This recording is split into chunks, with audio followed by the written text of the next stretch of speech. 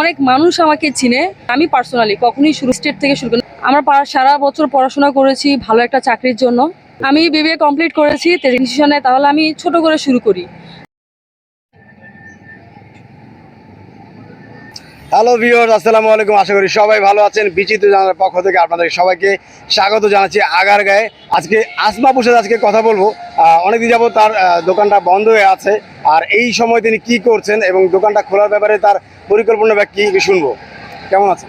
আলহামদুলিল্লাহ ভাইয়া, ভালো আছি। আপনি কেমন আছেন? আলহামদুলিল্লাহ অনেক ভালো। আপনার সাথে হাঁস, ঠিক আছে, এটার দিকে একটু বলেন।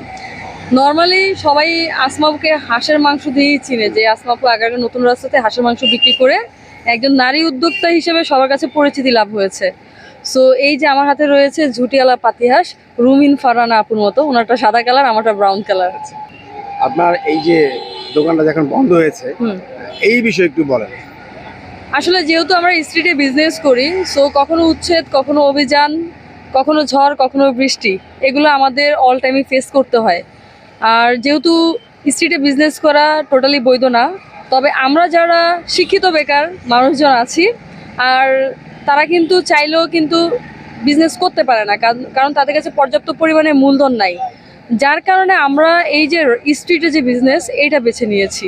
সো এটা হওয়ারই ছিল, অ্যান্ড আমরা এটা মেনেই নিয়েছি যে এরকম কিছু হবে। আগে থেকেই প্রিপারেশন ছিল যে হ্যাঁ, এরকম কিছু হতে পারে আমাদের সাথে। তো হোপফুলি আমরা পরিবেশ শান্ত হওয়ার জন্য অপেক্ষায় আছি। আর প্রশাসনের কাছে অবশ্যই আমাদের রিকোয়েস্ট থাকবে, যারা আমরা শিক্ষিত বেকার আছি, যারা নিজেরা কিছু করতে চাচ্ছি, অন্যের দাসত্ব থেকে বের হয়ে, অর্থাৎ চাকরি থেকে বের হয়ে স্বপ্ন দেখি আকাশ সমান, যে না, আমরা নিম্ন আয়ের মানুষজন, আমরা একদিন ভালো একটা পজিশনে যাব। তো এইটার যাতে একটা ব্যবস্থা করে দেওয়া হয়। প্রশাসন থেকে কি কোনো আশ্বাস পেয়েছেন? না, এখন পর্যন্ত ওরকম কোনো কিছু আমরা পাইনি, তবে আমরা তো আশা ছাড়লে হবে না। আর আমরা স্বপ্ন ভাঙলেও চলবে না, বা স্বপ্ন না দেখলেও চলবে না, কারণ স্বপ্ন দেখতে টাকা লাগে না। সো আমরা অনেক বড় বড় স্বপ্ন দেখি এই স্ট্রিটে বসে, যে একদিন আমাদের একটা বৈধভাবে ভালো একটা পজিশনে ভালো একটা রেস্টুরেন্ট হবে, বা ভালো একটা প্রতিষ্ঠান হবে, বা ভালো একটা দোকান হবে। তো আমরাও চাই আসলে যে গভর্নমেন্ট ওনাদের মতো যারা উদ্যোগ গ্রহণ করেছিলেন তাদের জন্য এরকম ভালো একটা স্থান করে দিবে, যেখানে তারা খুব ভালোভাবে বিজনেসটা করতে পারে। এবং একই সাথে কিন্তু শুধু এইটা কিন্তু একটা বিজনেস না, এটা কিন্তু একটা ভালো একটা মনোরম পরিবেশের সৃষ্টি হয়ে, যেখানে আপনার অনেক পরিবার পরিজন নিয়ে কিন্তু একটা ভালো একটা সময়ও কাটাতে পারে, আমরা এটা বলতে পারি। তো এখন আপনি কি করছেন? এখন আপাতত কিছুই করছি না, এই ঘুরতেছি ফিরতেছি, একটু রেস্টে আছি, কারণ একটানা কাজ করেছি। সো এটা আমরা ঈদের ছুটি হিসাবে দেখতেছি, কারণ ঈদের সময় আমরা কাজ করেছি। হ্যাঁ, আমরা জানি যে রমজান মাসে কিন্তু আসমাপু অনেক বড় একটা মানবতার পরিচয় দিয়েছিলেন। মাত্র 10 টাকা কিন্তু তিনি ইফতার দিয়েছিলেন, যারা বেসিক্যালি রিক্সা চালায় বা গরিব মানুষ যারা। এটা কিন্তু আসলে টাকা, অঙ্কটা 10 টাকা, কিন্তু তার মনের যে একটা মানে অভিপ্রায় সে ব্যক্ত করেছে, টাকায় পরিমাপযোগ্য সব কিছু না। মানে কম পয়সায় শুধু যে দিয়েছে সেটা না, তার মূলত উদ্দেশ্য ছিল কিন্তু যে আমি গরিবদেরকে আহার করাবো। এখন অনেক গরিবরা আছে যারা কিন্তু বিনা পয়সা নিতেও লজ্জাবোধ করে, সেদিক থেকে হয়তো উনি চাষটা ন্যূনতম নামমাত্র 10 টাকা দিয়ে তাদেরকে একটু ইফতারি প্ল্যান করেছিল। আসলে ওইটা যদি একটু বিষয়টা বলতে হঠাৎ করে ওইটা আপনার প্ল্যানিং কেন ছিল? আসলে আমরা সবাই চাই নিজেদের অবস্থান থেকে মানুষের জন্য কিছু করতে, কিন্তু আমার স্বাদ আছে, সাধ্য নাই, ইচ্ছা আছে, অর্থ নাই, ওইখানে আমরা আটকে যাই। তো যেহেতু অনেক মানুষ আমাকে চিনে, আর আমার তরফ থেকে ছোট্ট একটা চেষ্টা ছিল যে আমি মানুষের জন্য কিছু করব।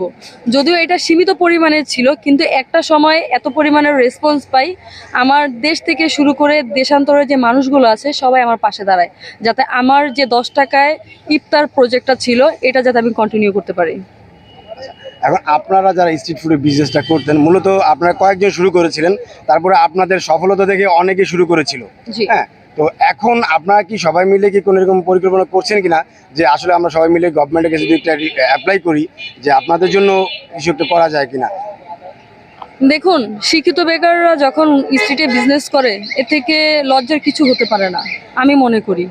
আমরা সারা বছর পড়াশোনা করেছি ভালো একটা চাকরির জন্য, অথবা নিজে কিছু করার জন্য। এটা শুধুমাত্র যারা নিম্ন আয়ের পরিবারের ছেলে মেয়েরা আছে তাদের উদ্দেশ্যে, কিন্তু আমরা ওই চাকরিতে আশানুরূপ স্যালারি পাই না। 16 বছর পড়াশোনা করেছি, 16,000 টাকা আমাদের স্টার্টিংয়ে দেয় না।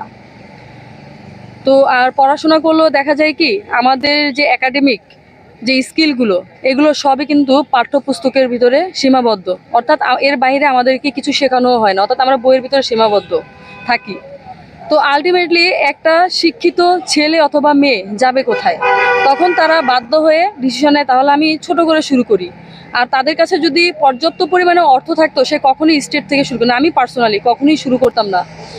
আমাদের ঢাকা শহরে মানে কিছু মানুষের কথাবার্তা এরকম, যেমন যদি তুমি চাকরি না করো, যদি তুমি পর্যাপ্ত পরিমাণে তোমার টাকা না থাকে, ইনভেস্ট না থাকে, তুমি গ্রামে চলে যাও, ঢাকা কি করতেছো। অর্থাৎ ঢাকা দুই শ্রেণীর মানুষজন থাকবে, এক ধনী, দুই যারা এই ধনীদের আন্ডারে চাকরি করে তারা। কিন্তু আমাদের মতো ব্যতিক্রম কিছু মানুষজন আছে যারা গরিব থেকে স্বপ্ন দেখে যে আমি একদিন ভালো পর্যায়ে যাব কিন্তু আমার টাকা নাই। তখনই কিন্তু আমরা এই যে স্ট্রিটে বিজনেসের এর রাস্তাটা বেছে নিই। অন্যের অধীনে কাজ করা আর নিজের অধীনে কাজ করা ছোট হলেও অনেক শান্তির ব্যাপার আমি মনে করি। আপনার একাডেমিক ব্যাকগ্রাউন্ডে যদি বলতেন। আমি বিবিএ কমপ্লিট করেছি তেজগাঁও কলেজ থেকে, আর এমবিএটা এখনো শুরু করিনি। সো হোপফুলি আমি এমবিএটা শুরু করবো ইনশাল্লাহ। আসলে আসমা আপু কিন্তু তার মানে কিছুটা মনের কষ্ট প্রকাশ করছিলেন। মানে কি বলবো, বলার ভাষা নেই। তো আমরা চাই যে আসলে এই সমস্যাটা একটা ভালো একটা সমাধান হবে, কারণ বেকারত্ব নিরসন করা এটা কিন্তু গভর্নমেন্টের একটা লক্ষ্য থাকে। তো সেদিক থেকে আমরাও বলবো যে কিভাবে এই বেকারত্বটা মানে আপনার দূরীভূত করা যায়, সেই জন্য গভর্নমেন্ট একটা স্টেপ নেবে এবং তাদেরকে নিয়ে একটা বসবে, এরকম একটা প্ল্যানিং করবে যাতে সুন্দরভাবে একটা ভালো একটা পরিবেশে এই ভালো একটা স্ট্রিট ফুডের বিজনেস তারা চালিয়ে যেতে পারে। এটা আমরাও চাই তারা সুন্দরভাবে যেন এটা করতে পারে।